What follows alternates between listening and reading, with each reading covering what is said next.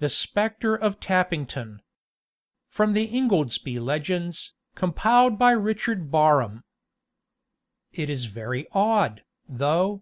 What can have become of them? Said Charles Seaforth, as he peeped under the valance of an old-fashioned bedstead, in an old-fashioned apartment of a still more old-fashioned manor-house.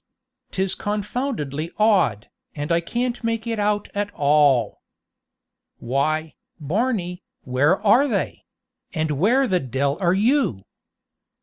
No answer was returned to this appeal; and the lieutenant, who was, in the main, a reasonable person, at least as reasonable a person as any young gentleman of 22 in "the service" can fairly be expected to be, cooled when he reflected that his servant could scarcely reply extempore to a summons which it was impossible he should hear. An application to the bell was the considerate result; and the footsteps of as tight a lad as ever put pipe-clay to belt sounded along the gallery. "Come in," said his master. An ineffectual attempt upon the door reminded Mr. Seaforth that he had locked himself in. "By heaven! this is the oddest thing of all," said he, as he turned the key and admitted Mr. Maguire into his dormitory. "Barney, where are my pantaloons?" "Is it the breeches?" asked the valet, casting an inquiring eye round the apartment. "Is it the breeches, sir?" "Yes. What have you done with them?" "Sure then your honor had them on when you went to bed, and it's hereabouts they'll be, I'll be bail." And Barney lifted a fashionable tunic from a cane-backed armchair, proceeding in his examination. But the search was in vain. There was the tunic aforesaid, there was a smart-looking kerseymere waistcoat; but the most important article of all in a gentleman's wardrobe was still wanting. "Where can they be?" asked the master, with a strong accent on the auxiliary verb. "Sorrow a know I knows," said the man. "It must have been the devil, then, after all, who has been here and carried them off!" cried Seaforth, staring full into Barney's face. Mr. Maguire was not devoid of the superstition of his countrymen, still he looked as if he did not quite subscribe to the sequitur. His master read incredulity in his countenance. "Why, I tell you, Barney, I put them there, on that armchair, when I got into bed; and, by heaven! I distinctly saw the ghost of the old fellow they told me of, come in at midnight, put on my pantaloons, and walk away with them." "Maybe so," was the cautious reply. "I thought, of course, it was a dream; but then where the devil are the breeches?" The question was more easily asked than answered. Barney renewed his search, while the lieutenant folded his arms, and, leaning against the toilet, sunk into a reverie. "After all, it must be some trick of my laughter-loving cousins," said Seaforth. "Ah! then, the ladies!" chimed in Mr. Maguire, though the observation was not addressed to him; "and it will be Miss Caroline or Miss Fanny, that's stole your honor's things?" "I hardly know what to think of it," pursued the bereaved lieutenant, still speaking in soliloquy, with his eye resting dubiously on the chamber door. "I locked myself in, that's certain; but there must be some other entrance to the room. Pooh! I remember, the private staircase. How could I be such a fool?" And he crossed the chamber to where a low oaken doorcase was dimly visible in a distant corner. He paused before it. Nothing now interfered to screen it from observation; but it bore tokens of having been at some earlier period concealed by tapestry, remains of which yet clothed the walls on either side the portal. "This way they must have come," said Seaforth. "I wish with all my heart I had caught them." "Och, the kittens!" sighed Mr. Barry Maguire. but the mystery was yet as far from being solved as before. True, there was the other door, but then that, too, on examination, was even more firmly secured than the one which opened on the gallery.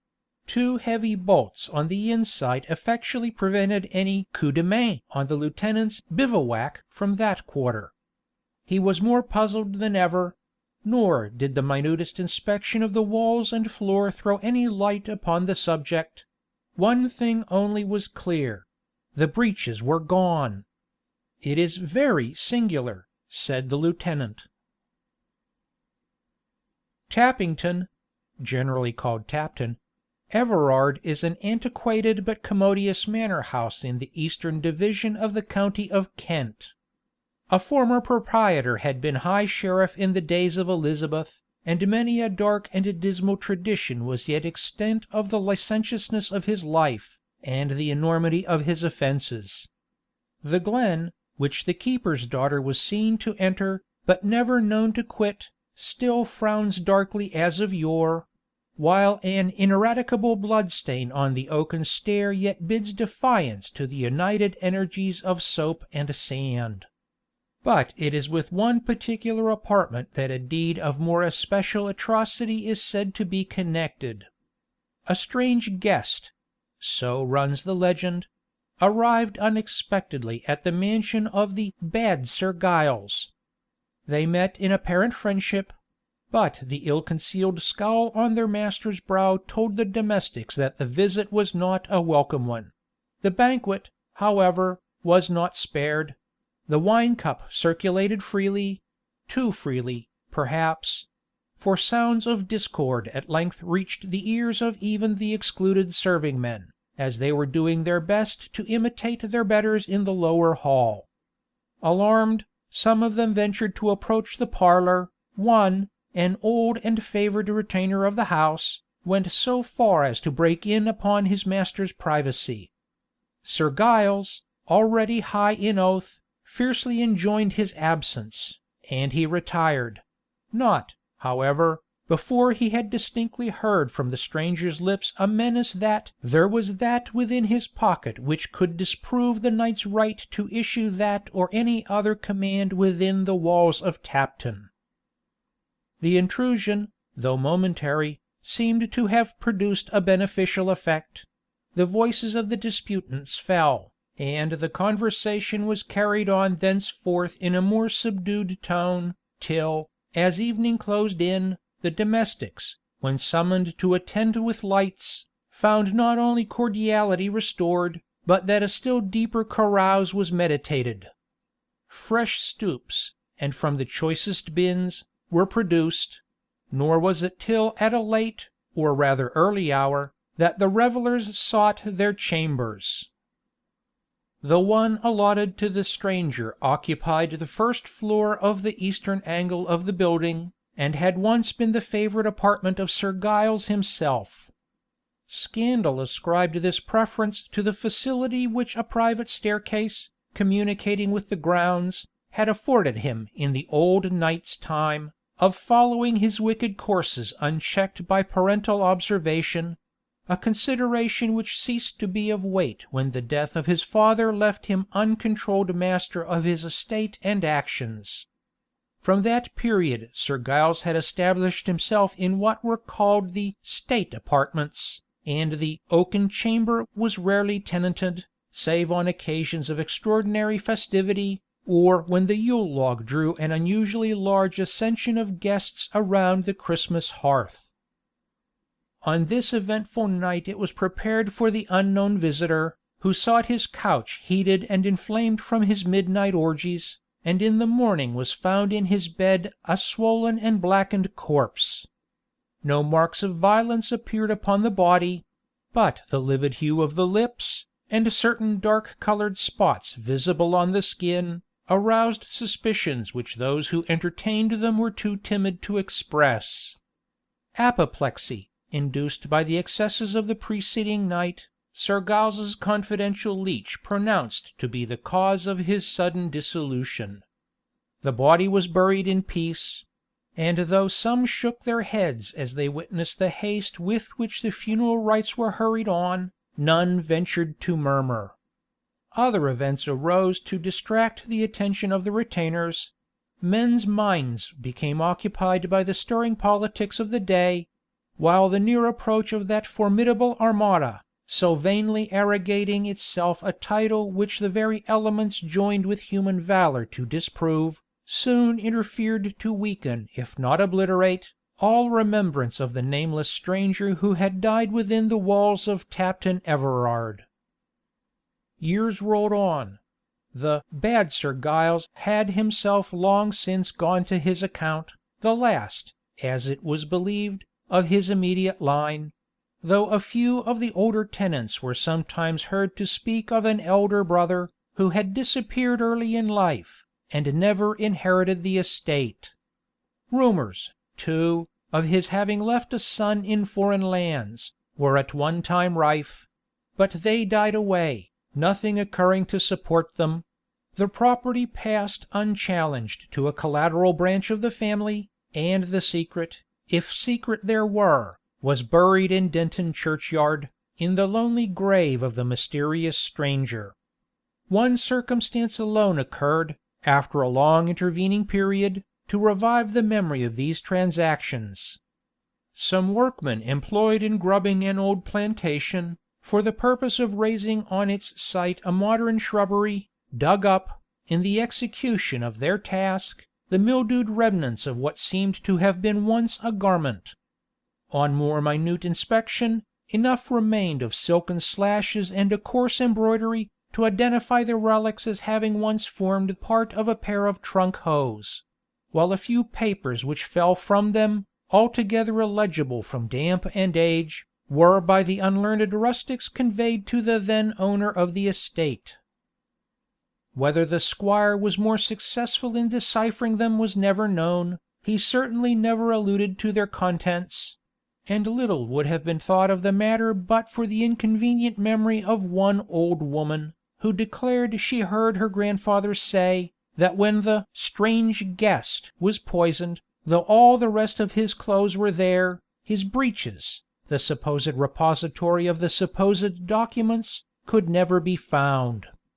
The master of Tapton Everard smiled when he heard Dame Jones's hint of deeds which might impeach the validity of his own title in favour of some unknown descendant of some unknown heir; and the story was rarely alluded to, save by one or two miracle mongers, who had heard that others had seen the ghost of old Sir Giles, in his nightcap, issue from the postern, enter the adjoining copse, and wring his shadowy hands in agony, as he seemed to search vainly for something hidden among the evergreens. The stranger's death room had, of course, been occasionally haunted from the time of his decease; but the periods of visitation had latterly become very rare; even Mrs. Botherby, the housekeeper, being forced to admit that, during her long sojourn at the manor, she had never met with anything worse than herself; though, as the old lady afterwards added upon more mature reflection, I must say I think I saw the devil once.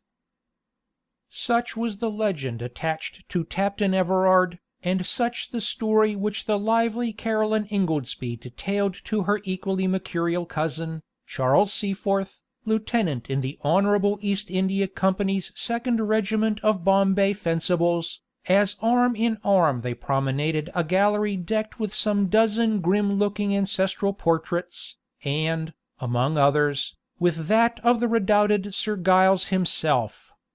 The gallant commander had that very morning paid his first visit to the house of his maternal uncle, after an absence of several years passed with his regiment on the arid plains of Hindostan, whence he was now returned on a 3 years' furlough. He had gone out a boy; he returned a man; but the impression made upon his youthful fancy by his favourite cousin remained unimpaired, and to Tapton he directed his steps, even before he sought the home of his widowed mother; comforting himself in this breach of filial decorum by the reflection that, as the manor was so little out of his way, it would be unkind to pass, as it were, the door of his relatives, without just looking in for a few hours. But he found his uncle as hospitable, and his cousin more charming than ever; and the looks of one, and the requests of the other, soon precluded the possibility of refusing to lengthen the "few hours" into a few days, though the house was at the moment full of visitors. The Peterses were from Ramsgate; and Mr., Mrs., and two Miss Simpkinsons, from Bath, had come to pass a month with the family; and Tom Ingoldsby had brought down his college friend the Honourable Augustus Suckle Thumbkin, with his groom and pointers, to take a fortnight's shooting. And then there was Mrs. Ogleton, the rich young widow, with her large black eyes, who, people did say, was setting her cap at the young squire, though Mrs. Botherby did not believe it; and, above all, there was Mademoiselle Pauline, her femme de chambre, who mon-dieu'd everything and everybody, and cried quelle horreur at Mrs. Botherby's cap. In short, to use the last named and much respected lady's own expression, the house was choke full to the very attics; all save the "oaken chamber," which, as the lieutenant expressed a most magnanimous disregard of ghosts, was forthwith appropriated to his particular accommodation. Mr. Maguire meanwhile was fain to share the apartment of Oliver Dobbs, the squire's own man; a jocular proposal of joint occupancy having been first indignantly rejected by Mademoiselle, though preferred with the "last taste in life" of Mr. Barney's most insinuating brogue. "Come, Charles, the urn is absolutely getting cold. Your breakfast will be quite spoiled. What can have made you so idle?" Such was the morning salutation of Miss Ingoldsby to the militaire as he entered the breakfast room half an hour after the latest of the party. "A pretty gentleman, truly, to make an appointment with," chimed in Miss Frances. "What has become of our ramble to the rocks before breakfast?" "Oh! the young men never think of keeping a promise now," said Mrs. Peters, a little ferret-faced woman with underdone eyes. "When I was a young man," said Mr. Peters, "I remember I always made a point of—" "Pray, how long ago was that?" asked Mr. Simpkinson from Bath. "Why, sir, when I married Mrs. Peters, I was—let me see—I was—" "Do pray hold your tongue, P., and eat your breakfast!" interrupted his better half, who had a mortal horror of chronological references. "It's very rude to tease people with your family affairs." The lieutenant had by this time taken his seat in silence; a good humored nod, and a glance, half smiling, half inquisitive, being the extent of his salutation. Smitten as he was, and in the immediate presence of her who had made so large a hole in his heart, his manner was evidently distrait, which the fair Caroline in her secret soul attributed to his being solely occupied by her agrèmens. How would she have bridled had she known that they only shared his meditations with a pair of breeches? Charles drank his coffee and spiked some half-dozen eggs, darting occasionally a penetrating glance at the ladies, in hope of detecting the supposed waggery by the evidence of some furtive smile or conscious look. But in vain. Not a dimple moved indicative of roguery, nor did the slightest elevation of eyebrow rise confirmative of his suspicions. Hints and insinuations passed unheeded, more particular inquiries were out of the question, the subject was unapproachable. In the meantime, patent cords were just the thing for a morning's ride; and, breakfast ended, away cantered the party over the downs, till, every faculty absorbed by the beauties, animate and inanimate, which surrounded him.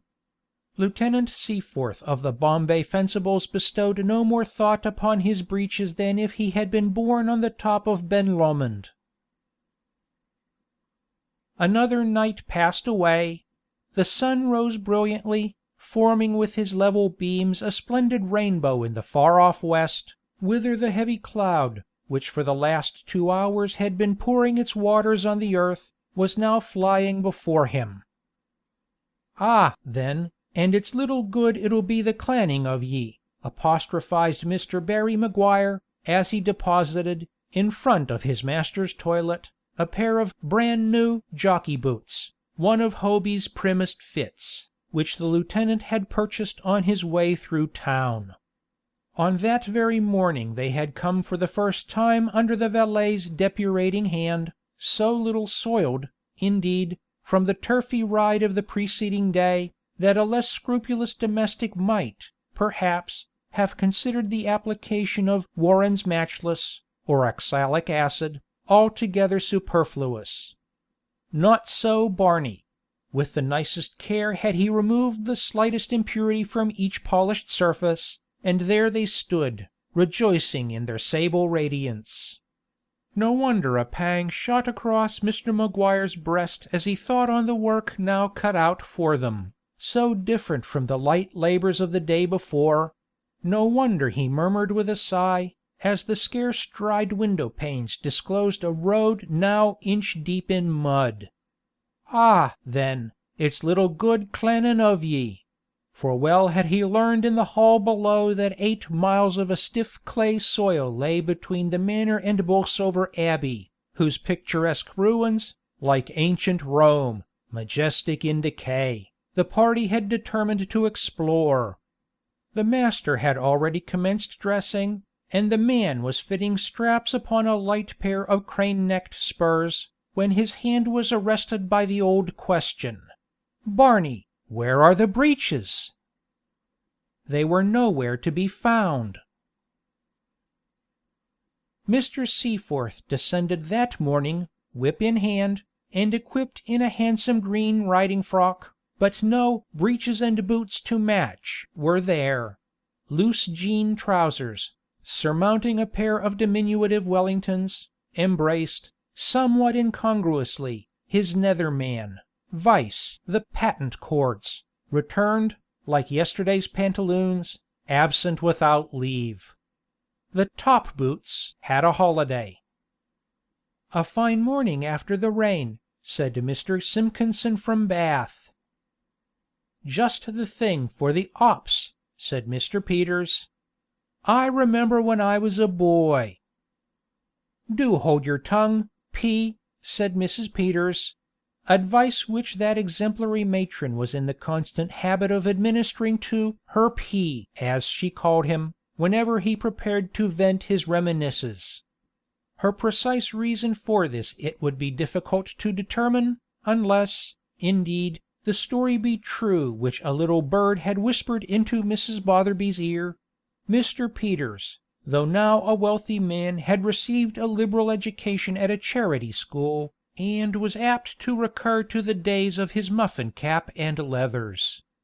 As usual, he took his wife's hint in good part, and paused in his reply. "A glorious day for the ruins!" said young Ingoldsby. "But, Charles, what the deuce are you about? You don't mean to ride through our lanes in such toggery as that?" "Lassy me!" said Miss Julia Simpkinson, "won't you be very wet?" "You had better take Tom's cab," quoth the squire. But this proposition was at once overruled. Mrs. Ogleton had already nailed the cab, a vehicle of all others the best adapted for a snug flirtation. Or drive Miss Julia in the phaeton? No. That was the post of Mr. Peters, who, indifferent as an equestrian, had acquired some fame as a whip while travelling through the Midland counties for the firm of Bagshaw, Snivelby, and Grimes. "Thank you, I shall ride with my cousins," said Charles, with as much nonchalance as he could assume, and he did so. Mr. Ingoldsby, Mrs. Peters, Mr. Simpkinson from Bath, and his eldest daughter with her album, followed in the family coach. The gentleman commoner voted the affair "derned slow," and declined the party altogether in favor of the gamekeeper and a cigar. There was no fun in looking at old houses. Mrs. Simpkinson preferred a short sojourn in the still room with Mrs. Botherby, who had promised to initiate her in the grand arcanum, the transmutation of gooseberry jam into guava jelly. "Did you ever see an old abbey before, Mrs. Peters?" "Yes, miss, a French one. We have got one at Ramsgate. He teaches the Miss Joneses to parlez-vous and is turned of 60.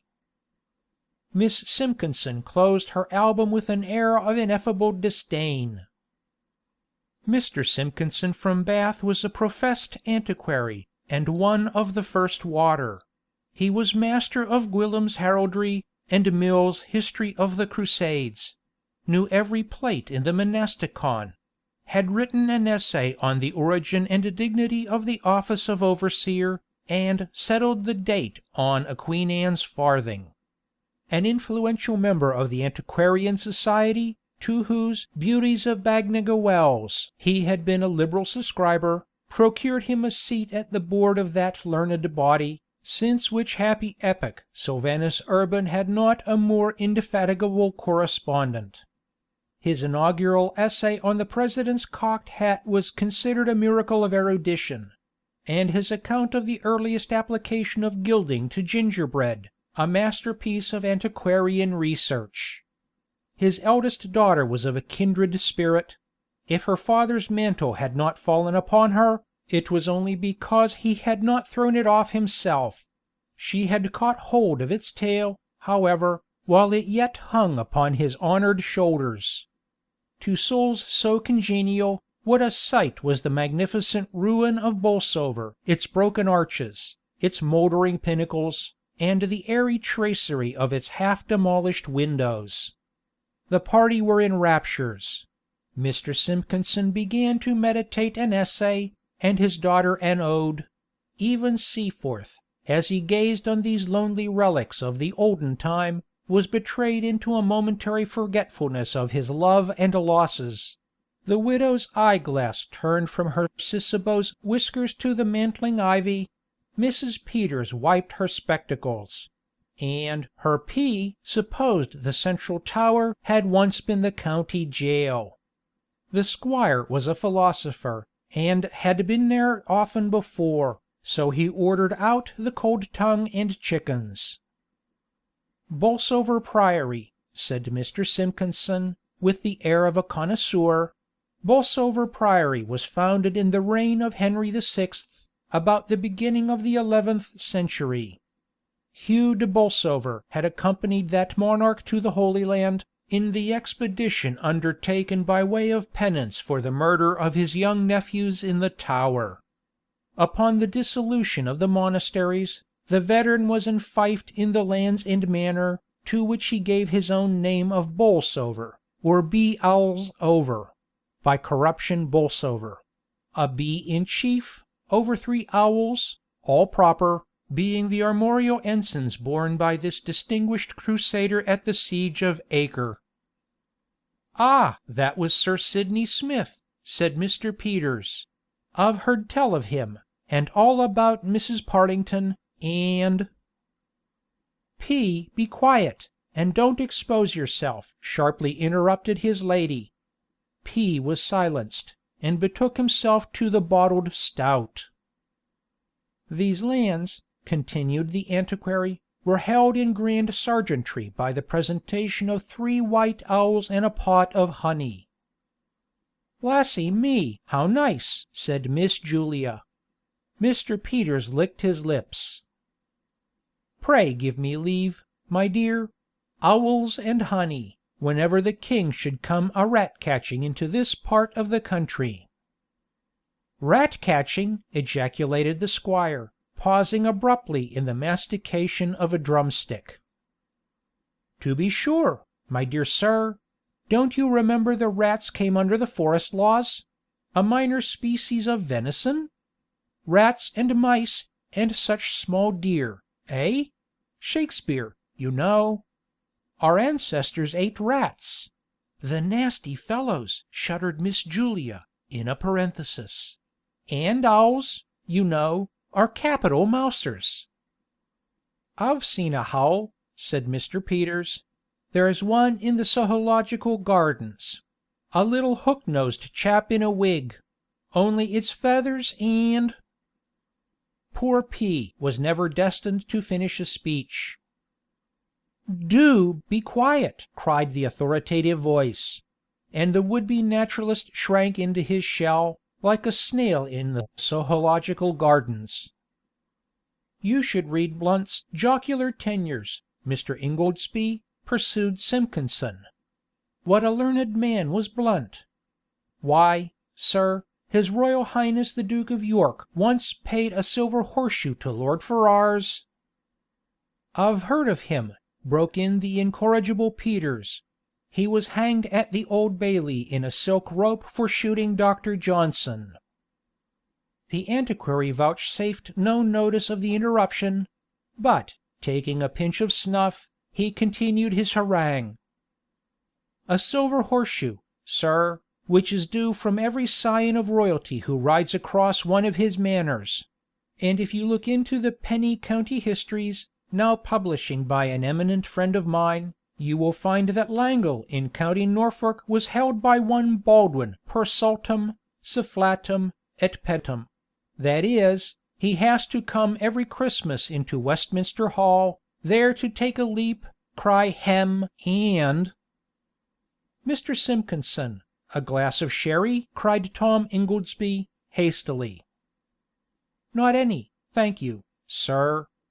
This Baldwin, surnamed Le—" "Mrs. Ogleton challenges you, sir; she insists upon it," said Tom still more rapidly, at the same time filling a glass, and forcing it on the sçavant, who, thus arrested in the very crisis of his narrative, received and swallowed the potation as if it were a physic. "What on earth has Miss Simpkinson discovered there?" continued Tom. "Something of interest. See how fast she is writing." The diversion was effectual. Every one looked towards Miss Simpkinson, who, far too ethereal for creature comforts, was seated apart on the dilapidated remains of an altar tomb, committing eagerly to paper something that had strongly impressed her: the air, the eye in a fine frenzy rolling, all betokened that the divine afflatus was come. Her father rose, and stole silently towards her. "What an old bore!" muttered young Ingoldsby; alluding, perhaps, to a slice of brawn which he had just begun to operate upon, but which, from the celerity with which it disappeared, did not seem so very difficult of mastication. But what had become of Seaforth and his fair Caroline all this while? Why, it so happened that they had been simultaneously stricken with the picturesque appearance of one of those high and pointed arches, which the eminent antiquary, Mr. Horsley Curties, had described in his Ancient Records, as a "Gothic" window of the "Saxon" order; and then the ivy clustered so thickly and so beautifully on the other side, that they went round to look at that; and then their proximity deprived it of half its effect, and so they walked across to a little knoll, 100 yards off, and in crossing a small ravine, they came to what in Ireland they call a "bad step," and Charles had to carry his cousin over it; and then when they had to come back, she would not give him the trouble again for the world, so they followed a better but more circuitous route, and there were hedges and ditches in the way, and stiles to get over and gates to get through, so that an hour or more had elapsed before they were able to rejoin the party.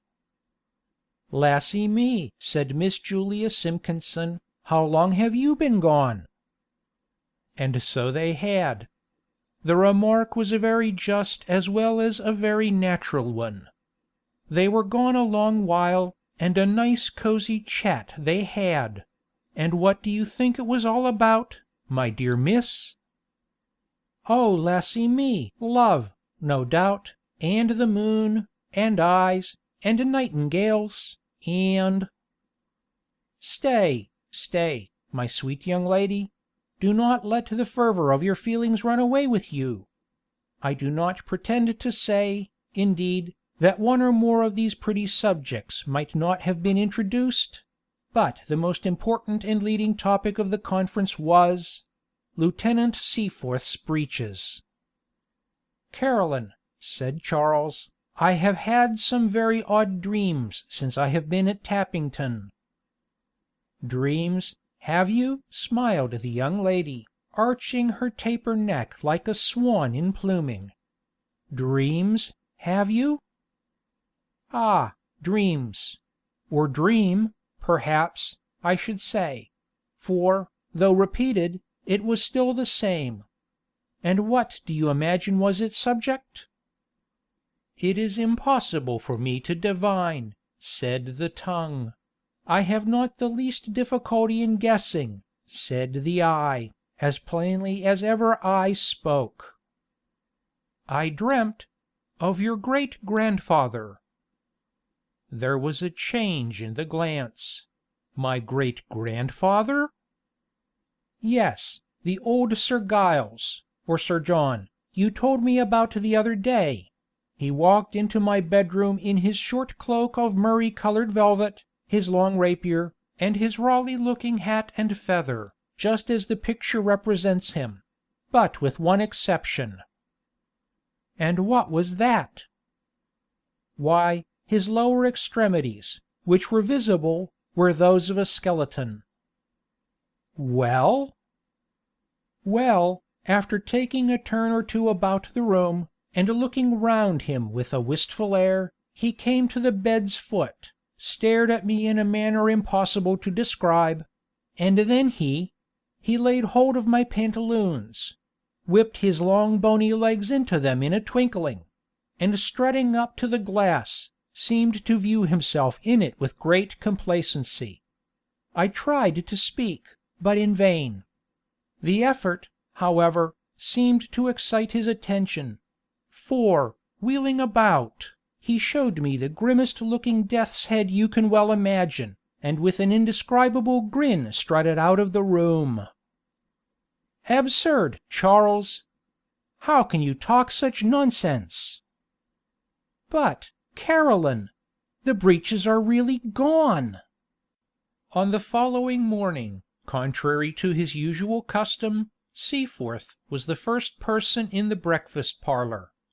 As no one else was present, he did precisely what 9 young men out of 10 so situated would have done: he walked up to the mantelpiece, established himself upon the rug, and subducting his coat tails one under each arm, turned towards the fire that portion of the human frame which it is considered equally indecorous to present to a friend or an enemy. A serious, not to say anxious, expression was visible upon his good-humored countenance, and his mouth was fast buttoning itself up for an incipient whistle, when little Flo, a tiny spaniel of the Blenheim breed, the pet object of Miss Julia Simpkinson's affections, bounced out from beneath a sofa, and began to bark at his pantaloons. They were cleverly built, of a light gray mixture, a broad stripe of the most vivid scarlet traversing each seam in a perpendicular direction from hip to ankle; in short, the regimental costume of the Royal Bombay Fencibles. The animal, educated in the country, had never seen such a pair of breeches in her life. Omne ignotum pro magnifico.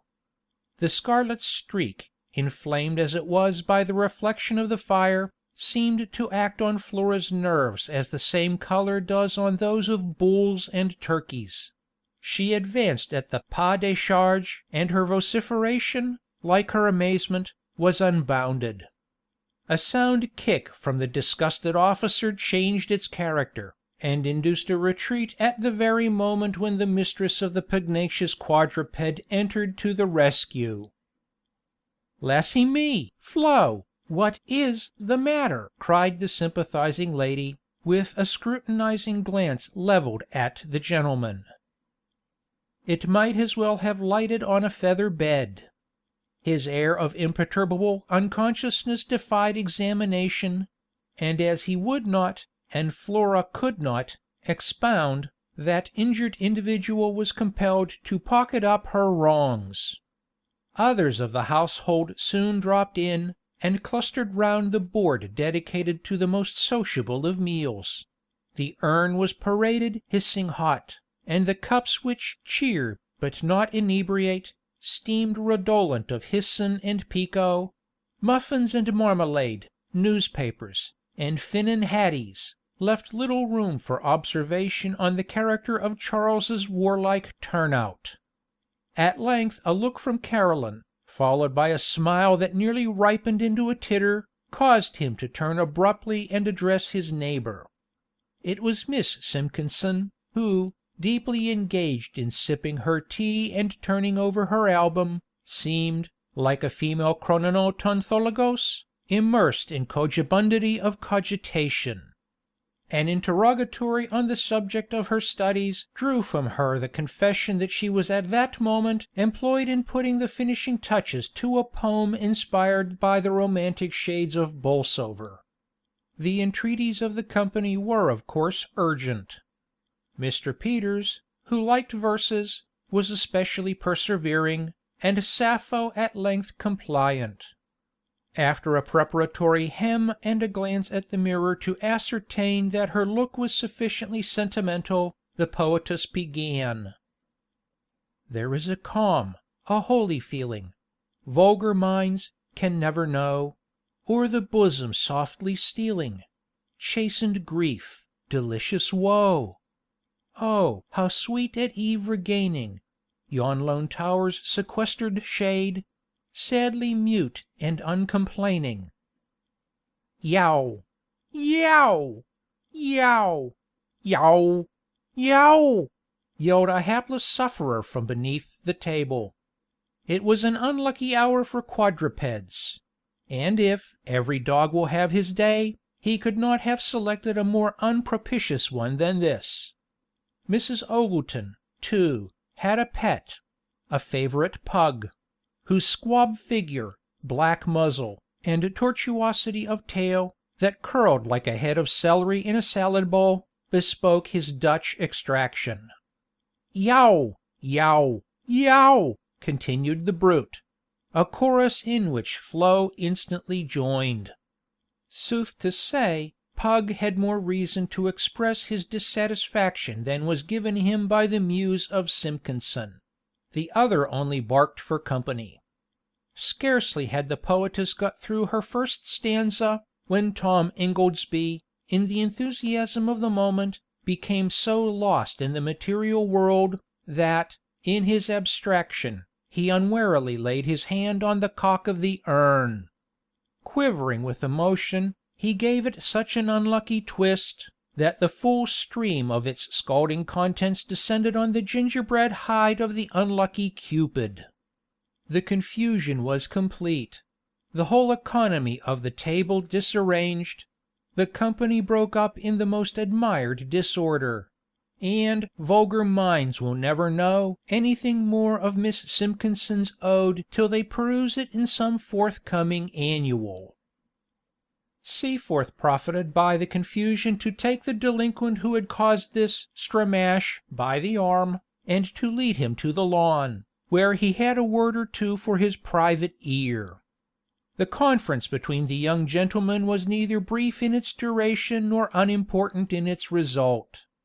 The subject was what lawyers call tripartite, embracing the information that Charles Seaforth was over head and ears in love with Tom Ingoldsby's sister; secondly, that the lady had referred him to "papa" for his sanction; thirdly, and lastly, his nightly visitations and consequent bereavement. At the first two times Tom smiled suspiciously; at the last he burst out into an absolute guffaw. "Steal your breeches? Miss Bailey over again, by Jove!" shouted Ingoldsby. "But a gentleman, you say? And Sir Giles, too?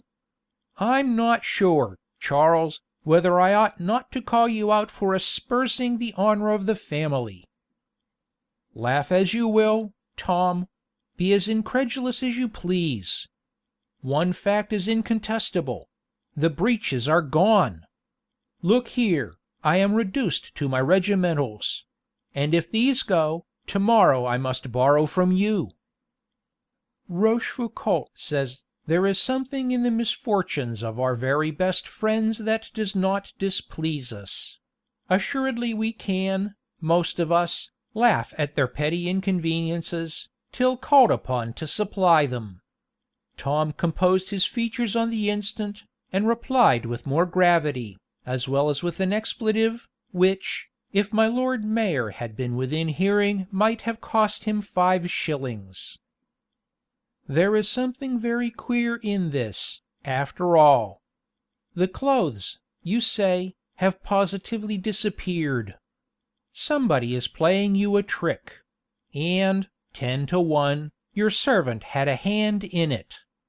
By the way, I heard something yesterday of his kicking up a bobbery in the kitchen, and seeing a ghost, or something of that kind, himself.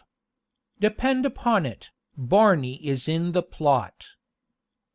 It now struck the lieutenant at once, that the usually buoyant spirits of his attendant had of late been materially sobered down, his loquacity obviously circumscribed, and that he, the said lieutenant, had actually rung his bell 3 several times that very morning before he could procure his attendance. Mr. Maguire was forthwith summoned, and underwent a close examination. The "bobbery" was easily explained. Mr. Oliver Dobbs had hinted his disapprobation of a flirtation carrying on between the gentleman from Munster and the lady from the Rue Saint Honoré. Mademoiselle had boxed Mr. Maguire's ears, and Mr. Maguire had pulled Mademoiselle upon his knee, and the lady had not cried "Mon Dieu!" And Mr. Oliver Dobbs said it was very wrong; and Mrs. Botherby said it was scandalous, and what ought not to be done in any moral kitchen; and Mr. Maguire had got hold of the Honorable Augustus Sucklethumbkin's powder flask, and had put large pinches of the best double Dartford into Mr. Dobbs's tobacco box; and Mr. Dobbs's pipe had exploded, and set fire to Mrs. Botherby's Sunday cap; and Mr. Maguire had put it out with the slop basin, barring the wig; and then they were all so cantankerous, that Barney had gone to take a walk in the garden; and then Mr. Barney had seen a ghost. "A what, you blockhead?" asked Tom Ingoldsby. "Sure then, and it's meself will tell your honor the rights of it," said the ghost seer. "Meself and Miss Pauline, sir; or Miss Pauline and meself, for the ladies comes first anyhow; we got tired of the hobstropolous scrimmaging among the old servants, that didn't know a joke when they seen one; and we went out to look at the comet that's the Rory Bory alehouse, they calls him in this country and we walked upon the lawn and divil of any alehouse there was there at all; and Miss Pauline said it was because of the shrubbery maybe, and why wouldn't we see it better beyonst the tree? So we went to the trees, but sorrow a comet did meself see there, bearing a big ghost instead of it." "A ghost? And what sort of a ghost, Barney?" "Och, then, divil a lie I'll tell your honor. A tall old gentleman he was, all in white, with a shovel on the shoulder of him, and a big torch in his fist; though what he wanted with that it's meself can't tell, for his eyes were like gig lamps, let alone the moon and the comet, which wasn't there at all; and, Barney, he says to me 'cause why he knew me, 'Barney,' says he, 'what is it you're doing with the colleen there, Barney?' Divil a word did I say. Miss Pauline screeched, and cried murther in French, and ran off with herself; and of course meself was in a mighty hurry after the lady, and had no time to stop palavering with him any way; so I dispersed at once, and the ghost vanished in a flame of fire." Mr. Maguire's account was received with avowed incredulity by both gentlemen; but Barney stuck to his text with unflinching pertinacity. A reference to Mademoiselle was suggested, but abandoned, as neither party had a taste for delicate investigations. "I tell you what, Seaforth," said Ingoldsby, after Barney had received his dismissal, "that there is a trick here, is evident; and Barney's vision may possibly be a part of it. Whether he is most knave or fool, you best know. At all events, I will sit up with you to night, and see if I can convert my ancestor into a visiting acquaintance. Meanwhile your finger to your lip." 'Twas now the very witching time of night, when churchyards yawn, and graves give up their dead. Gladly would I grace my tale with decent horror, and therefore I do beseech the gentle reader to believe, that if all the succedanea to this mysterious narrative are not in strict keeping, he will ascribe it only to the disgraceful innovations of modern degeneracy upon the sober and dignified habits of our ancestors. I can introduce him, it is true, into an old and high-roofed chamber, its walls covered in 3 sides with black oak wainscoting, adorned with carvings of fruit and flowers long anterior to those of Grinling Gibbons. The 4th side is clothed with a curious remnant of dingy tapestry, once elucidatory of some scriptural history, but of which not even Mrs. Botherby could determine. Mr. Simpkinson, who had examined it carefully, inclined to believe the principal figure to be either Bathsheba, or Daniel in the lion's den; while Tom Ingoldsby decided in favor of the king of Bashan. All, however, was conjecture, tradition being silent on the subject. A lofty arched portal led into, and a little arched portal led out of, this apartment. They were opposite each other, and each possessed the security of massy bolts on its interior. The bedstead, too, was not one of yesterday, but manifestly coeval with days ere Seddon's was, and when a good 4-post article was deemed worthy of being a royal bequest. The bed itself, with all the appurtenances of palliasse, mattresses, etc., was of far later date, and looked most incongruously comfortable. The casements, too, with their little diamond-shaped panes and iron binding, had given way to the modern heterodoxy of the sash window. Nor was this all that conspired to ruin the costume, and render the room a meet haunt for such mixed spirits only as could condescend to don at the same time an Elizabethan doublet and Bond Street inexpressibles. With their green morocco slippers on a modern fender, in front of a disgracefully modern grate, sat 2 young gentlemen, clad in shawl-pattern dressing-gowns and black silk stocks, much at variance with the high cane-backed chairs which supported them. A bunch of abomination, called a cigar, reeked in the left-hand corner of the mouth of one, and in the right-hand corner of the mouth of the other, an arrangement happily adapted for the escape of the noxious fumes up the chimney, without that unmerciful funking each other, which a less scientific disposition of the weed would have induced. A small Pembroke table filled up the intervening space between them, sustaining, at each extremity, an elbow and a glass of toddy. Thus in lonely pensive contemplation were the 2 worthies occupied, when the iron tongue of midnight tolled 12. "Ghost time's come," said Ingoldsby, taking from his waistcoat pocket a watch like a gold half-crown, and consulting it as though he suspected the turret clock over the stables of mendacity. "Hush!" said Charles. "Did I not hear a footstep?" There was a pause. There was a footstep. It sounded distinctly. It reached the door, it hesitated, stopped, and passed on. Tom darted across the room, threw open the door, and became aware of Mrs. Botherby toddling to her chamber, at the other end of the gallery, after dosing one of the housemaids with an approved julep from the Countess of Kent's choice manual. "Good night, sir," said Mrs. Botherby. "Go to the devil," said the disappointed ghost hunter.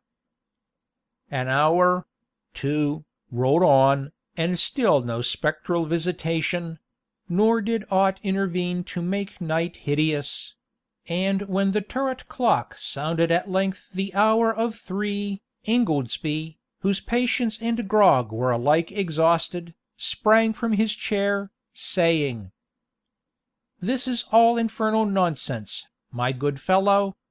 Deuce of any ghost shall we see to night. It's long past the canonical hour.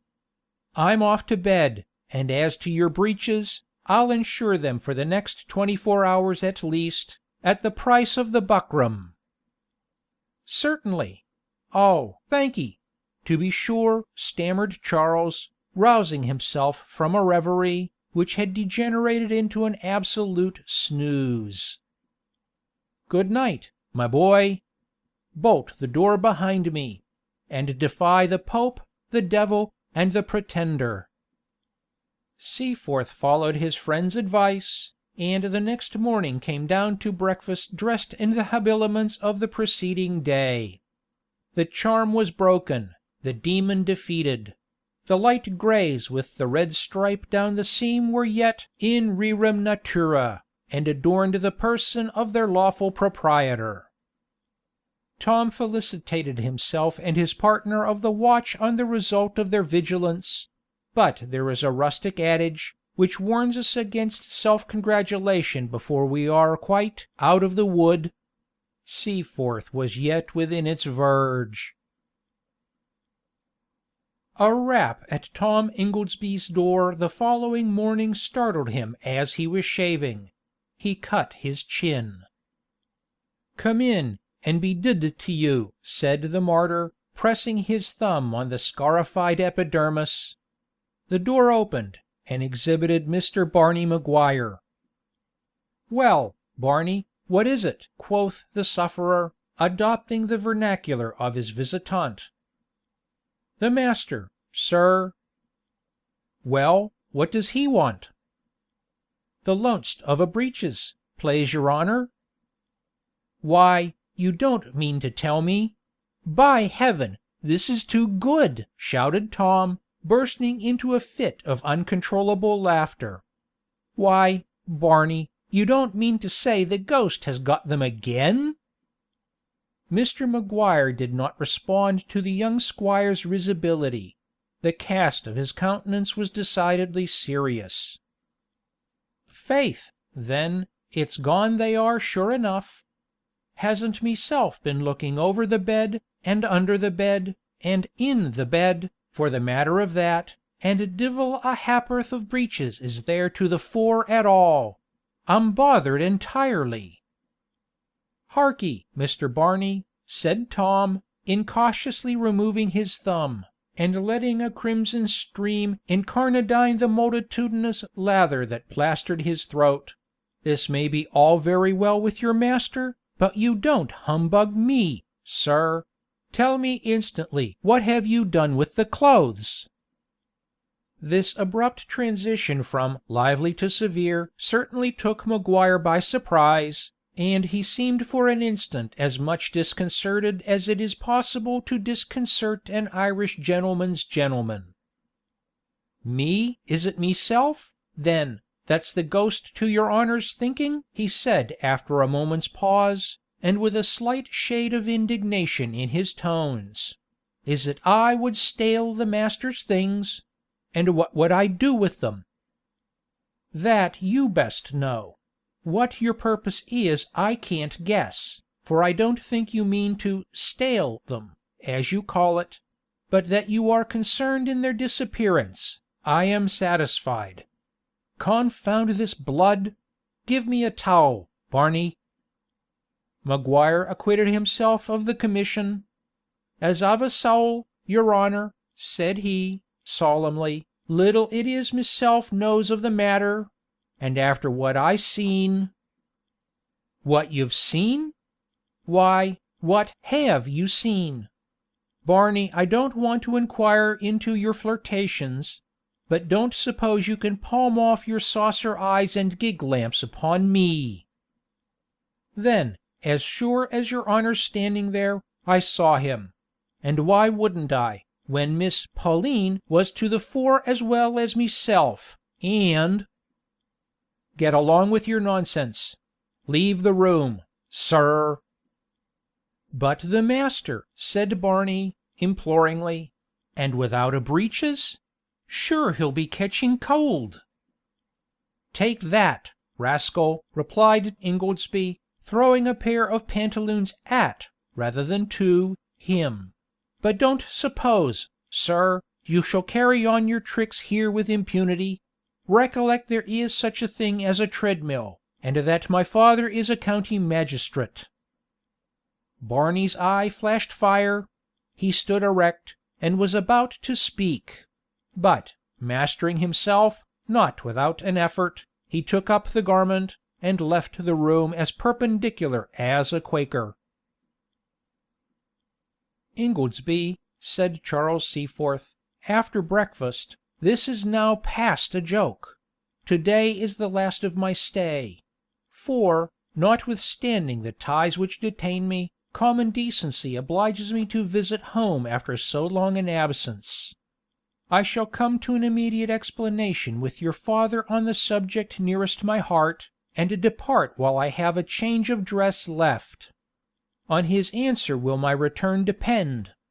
In the meantime tell me candidly, I ask it in all seriousness, and as a friend, am I not a dupe to your well known propensity to hoaxing? Have you not a hand in—" "No, by heaven, Seaforth!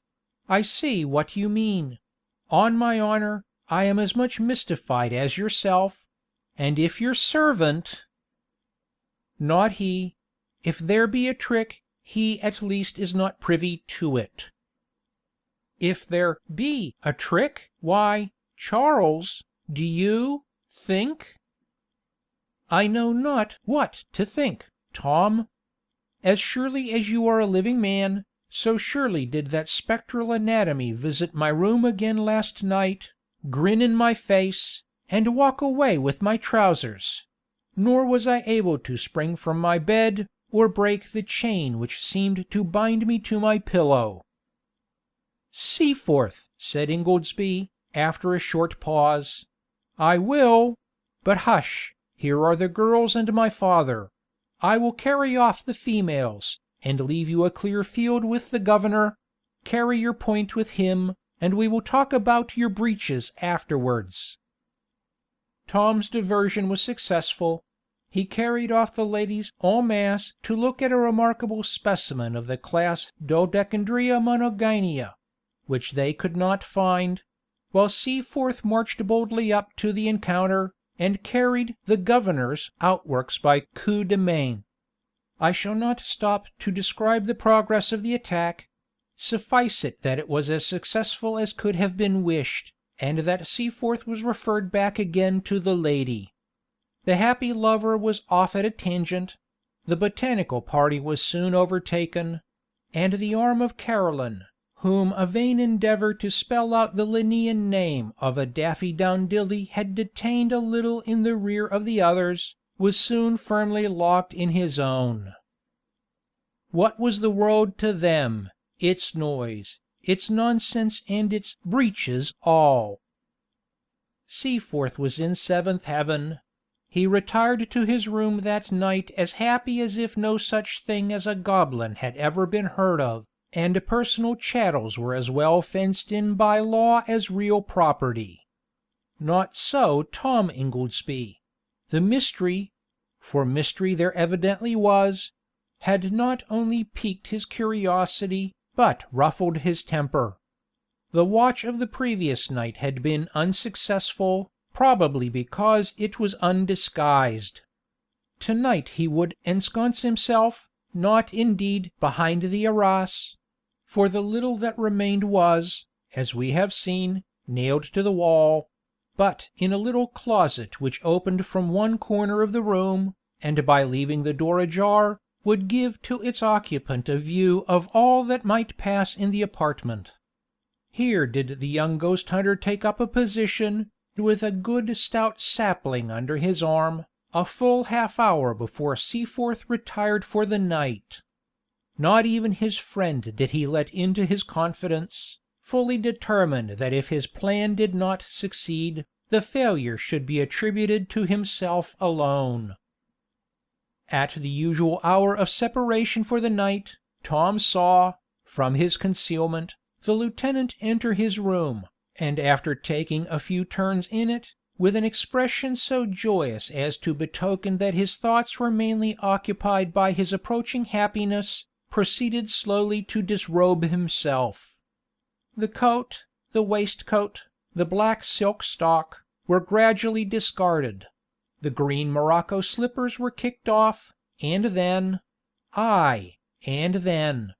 his countenance grew grave.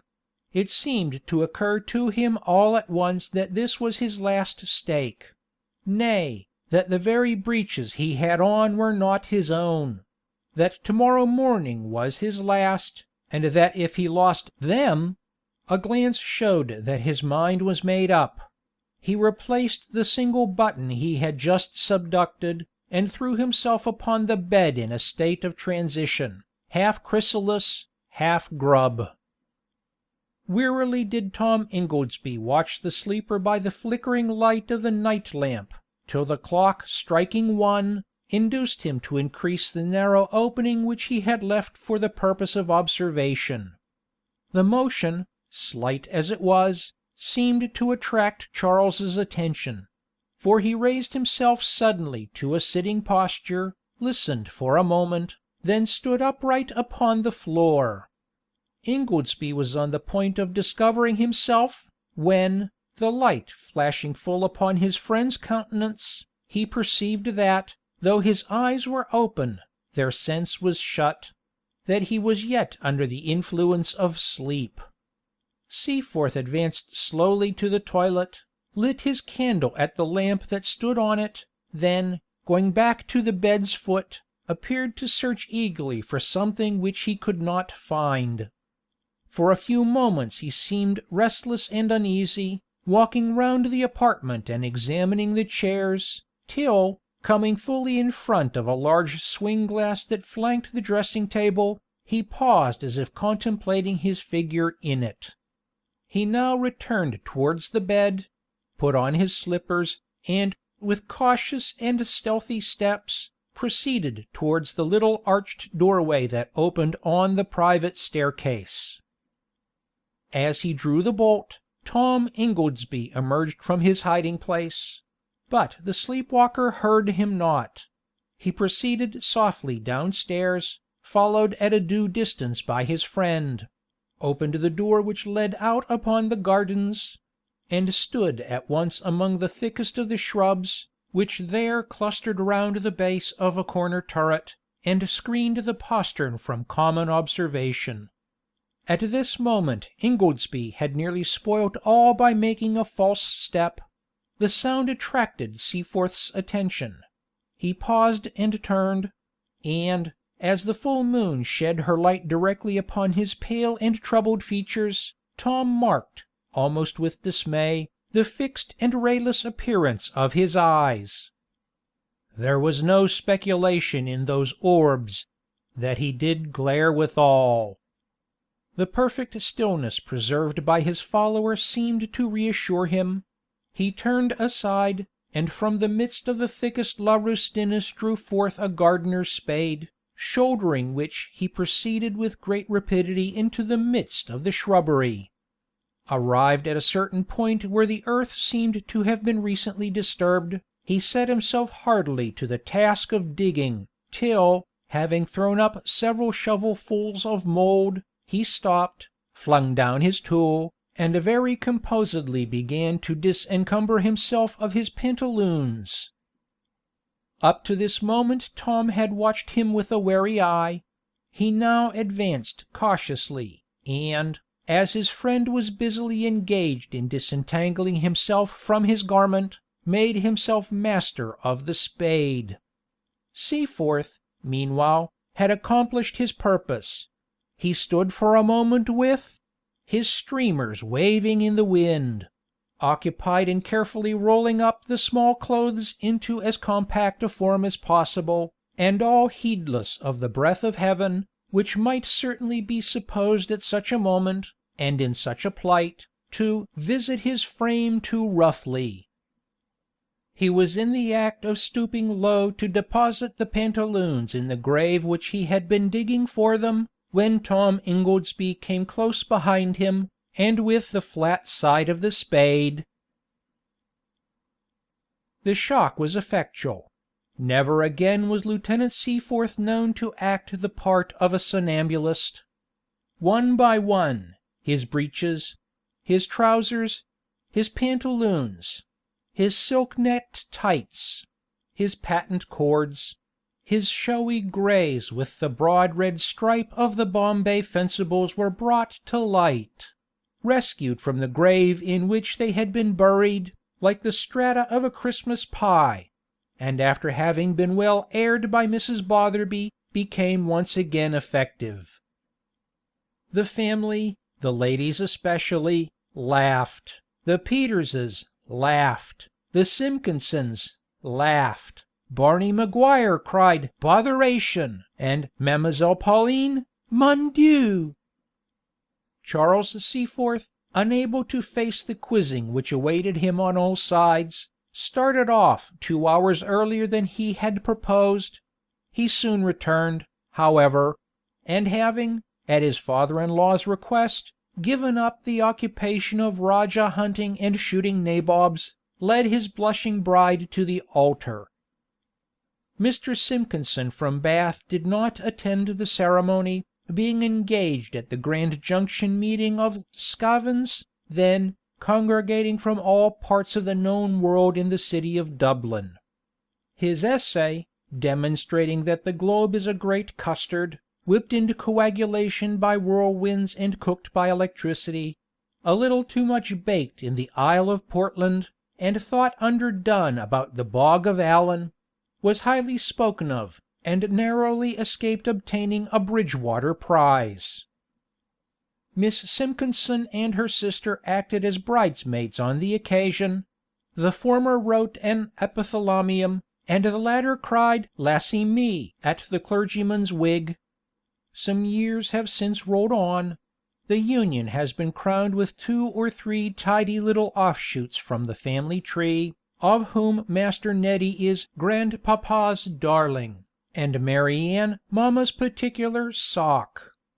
I shall only add, that Mr. and Mrs. Seaforth are living together quite as happily as 2 good-hearted, good-tempered bodies, very fond of each other, can possibly do; and that, since the day of his marriage, Charles has shown no disposition to jump out of bed, or ramble out of doors o' nights; though from his entire devotion to every wish and whim of his young wife, Tom insinuates that the fair Caroline does still occasionally take advantage of it so far as to slip on the breeches.